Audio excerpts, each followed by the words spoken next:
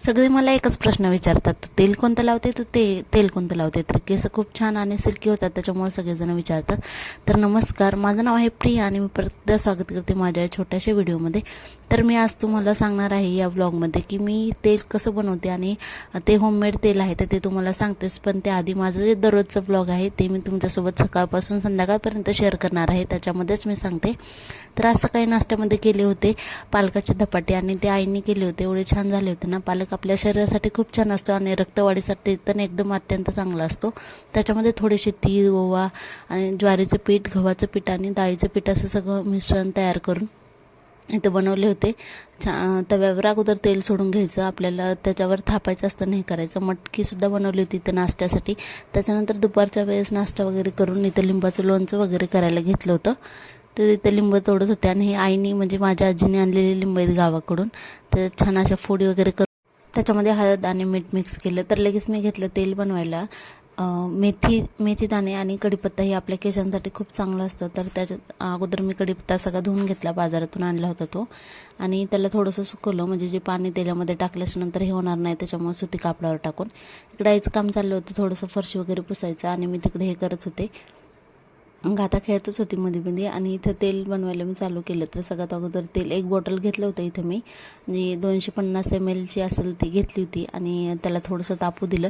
मेथी दाणे वगैरे सगळं काढून ठेवलं होतं मी आणि कढीपत्तासुद्धा सुकला होता, ते सुद्धा घेतला. तेल तापलं का बघितलं आणि त्याच्यामध्ये जे कढीपत्ता आपण घेतला होता, कढीपत्त्याच्या रेग्युलर वापरामुळे आपले केस गळणे कमी होतात आणि कोंडासुद्धा जास्त होत नाही, केसांची वाढसुद्धा होते आणि बुडापासून म्हणजे नवीन केस उगवायला सुद्धा मदत करते. कढीपत्त्याचे फायदे आहेत आणि मेथीचे फायदे सुद्धा खूप जास्त आहेत. त्याने कोंडा सुद्धा होत नाही आणि आपल्या टाळूला सुद्धा थंड करण्यासाठी मेथी दाण्याचा छान असा उपयोग होतो आणि हे रेग्युलर वापरल्यामुळे ह्याचं हे होत नाही. तर लग्नाच्या अगोदरपासून हे तेल यूज करते मी, बराचसा याचा फायदा होतो. संपल्याच्या नंतर बनवून ठेवते आणि एकदा एक बॉटल बनवून ठेवल्याच्या नंतर 1 महिना तरी सहजच जाते ती. केस धुण्याच्या अगोदर तेल लावायचं आणि दुसऱ्या दिवशी सकाळी केस धुवायचे. आजकाल केस गळणं हा खरंच खूप मोठी समस्या झाली आहे. आता जिथं बघेल तिथं सगळ्यांचे म्हणजे केस जास्त तर जातच आहेत. किती जरी महागडे प्रोडक्ट वापरले तरी एकदा हे तेल तुम्ही सुद्धा वापरून बघा किंवा रेग्युलर ह्याचा यूज करून बघा, नक्की तुम्हाला सुद्धा फरक जाणवेल.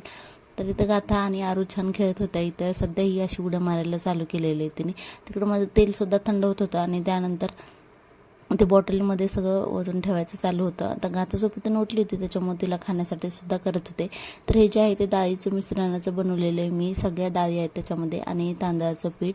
तर तिला ते शिजवून खाऊ घालते उठल्याच्या नंतर. ते सुद्धा थंड होत होतं आणि तेलसुद्धा थंड होत होतं, त्यामुळे म्हटलं तोपर्यंत तिचं खायचं बनवूया. आणि ह्याच्यामध्ये आता लगेच त्या बॉटलमध्ये तेल हे करणार आहे आणि तीच बॉटल मी ठेवलेली आहे, म्हणजे आपल्याला घ्यायला सुद्धा सोपं पडते.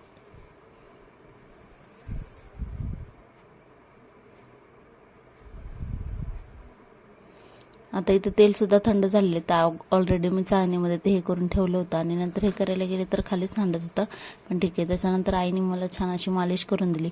जेव्हा हे तेल डोक्याला आपण लावतो ना त्यावेळेस एवढं थंड वाटत होतं ना, खूप छान वाटत होतं आणि खूप मालिश केल्याच्यानंतर सुद्धा खूप छान हे झालं. तर आईने तेल वगैरे लावून दिलं. गाथाची लुडबुड मध्ये चालू होती, तिलासुद्धा माझ्याजवळ यायचं होतं. जे कढईमध्ये उरलेलं तेल वगैरे होतं ना तेच टाळूला म्हणजे सगळीकडे लावून घेतलं, खाली बुडापर्यंत सगळीकडे तेल लावायचं, छान मालिश करायची आणि गच्च अशी वेणी घालून ठेवायची. आई त्या दोघींना खाली घेऊन गेल्या आणि त्याच्यानंतर मला ज्वारीचं दळण करायचं होतं, तर तेच मी इथं करत होते. आम्ही रात्रीच्या भाकरीच खातो, त्याच्यामुळं ज्वारीचं पीठसुद्धा लागतं आणि सकाळच्या वेळेस चपात्या असं असतं. भाकरी पचायलासुद्धा हलकी असते, त्याच्यामुळे रात्रीच्या जेवणात तुम्हीसुद्धा भाकरीचा वापर करा. आता ही जी घरची ज्वारी आहे त्याच्यामुळे एवढी सगळी पोते इथे दिसत आहेत. तेच दळण वगैरे बांधून ठेवलं. आता ह्याला गिरणीमध्ये धुवून दळण वगैरे करून आणायचं, कारण ऑलरेडी पीठ संपलेलं आहे त्याचं. तर इथं माझं दळण वगैरे सगळं झालं आणि त्याच्यानंतर आई त्या पण आल्या होत्या. मी चहा करायला ठेवला आरू आल्याच्या नंतर आणि इथं कॅमेरा तिने पकडला होता, त्याच्यामुळेच एवढी हालचाल चालू आहे त्या कॅमेऱ्याची सुद्धा. शांत म्हणजे अजून एवढं व्यवस्थित धरता, पहिल्यांदाच तिने कॅमेरा पकडला आहे, त्याच्यामुळे एवढी तिची हालचाल वगैरे चालू होती. तर मस्त गरम गरम असा चहा पिला आणि त्याच्यानंतर लगेच रात्रीचं स्वयंपाकाला सुद्धा लागलो. तर सगळे मिळून रात्रीचं जेवण केलं. तर आजचा व्हिडिओ तुम्हाला कसा वाटला नक्की सांगा. व्हिडिओ आवडल्यावर एक लाईक करा आणि चॅनलला सुद्धा सबस्क्राईब करा आणि तेल नक्की ट्राय करा. धन्यवाद.